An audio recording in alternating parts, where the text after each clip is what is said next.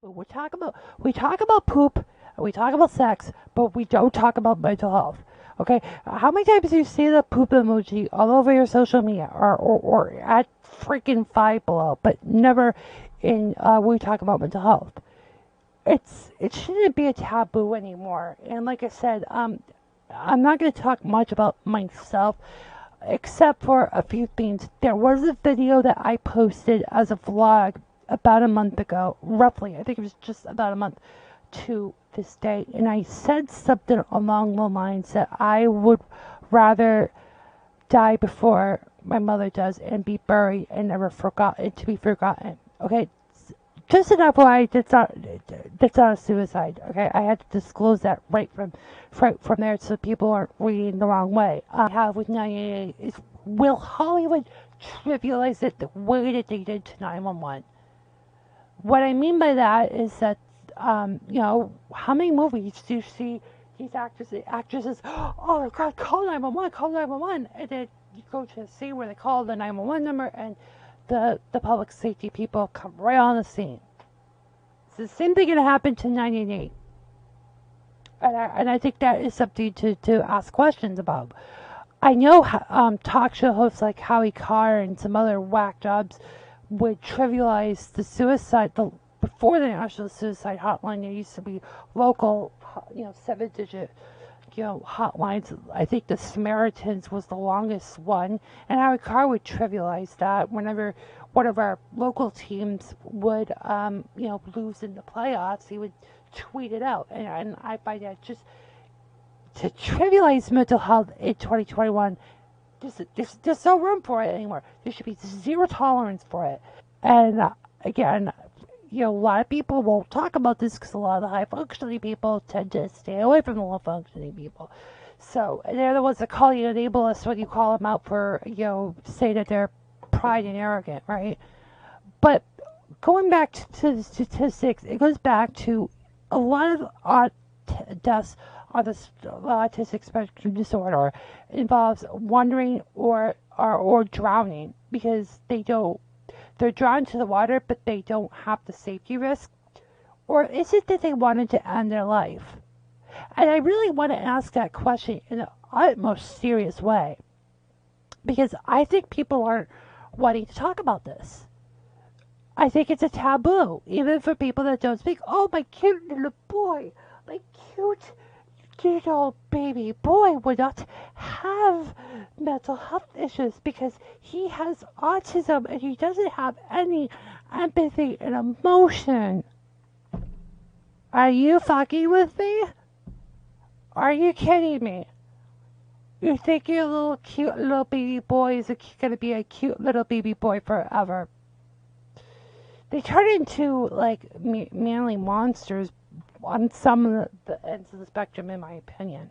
But that's kind of what I think a lot of these autism parents will say.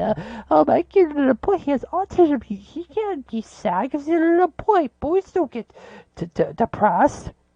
Really? Check back on me when your kid goes into adolescence. I had really wild depression when I was like 16 to 21 to 22. Okay? You would want to say that you would kill yourself because they would literally pick up the phone and call possibly 911 or the 7-digit quasi-emergency number to say this guy's going to kill himself and we got to send him to a psych ward.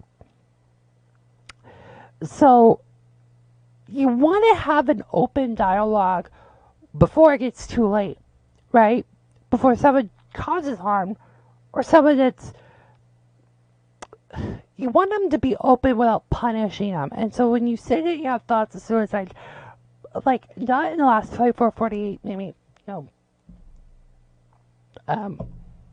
whatever, the problem is you cannot... Oh God, I'm losing my train of thought. What did it happen?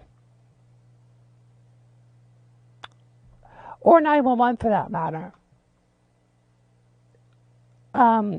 My mother today, I got a bunch of phone calls from, this is kind of a separate issue. Sweetwater, this is where I got my equipment, my cabling, right? they've called my cell number a few times since the order, which was it 3 or 4 weeks ago now. And that's great. I appreciate it. Like I don't even have a login. I was using my Apple ID and Apple Pay. I love my Apple Pay.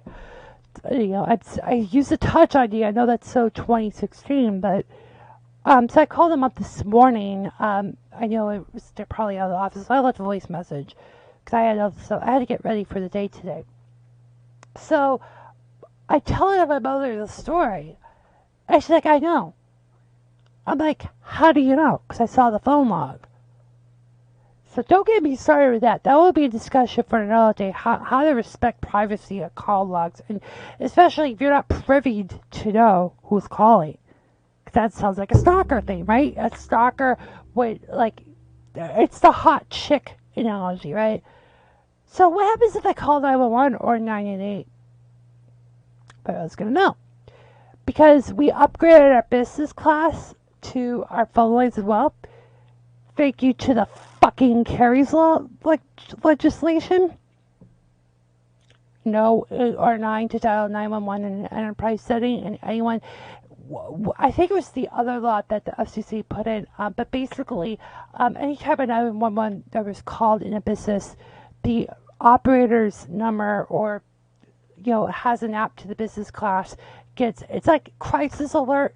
Crisis alert was a feature on the Avaya PBX, the big one, the big Definity type system, and anyone who would dial an emergency number in its call, the call routing would alert the attendant. And what it would do is if you had the 302, it's actually, again, it's out of the shot here, the thing would beep like crazy because someone dialed an emergency number. Now, the reason why I say an emergency number, because with shit. So, what else was I supposed to call my cell phone and then hope that they'll come to my house and be able to talk with the telecommunicator? It's like, what do you do? And there's absolutely no, absolutely no way to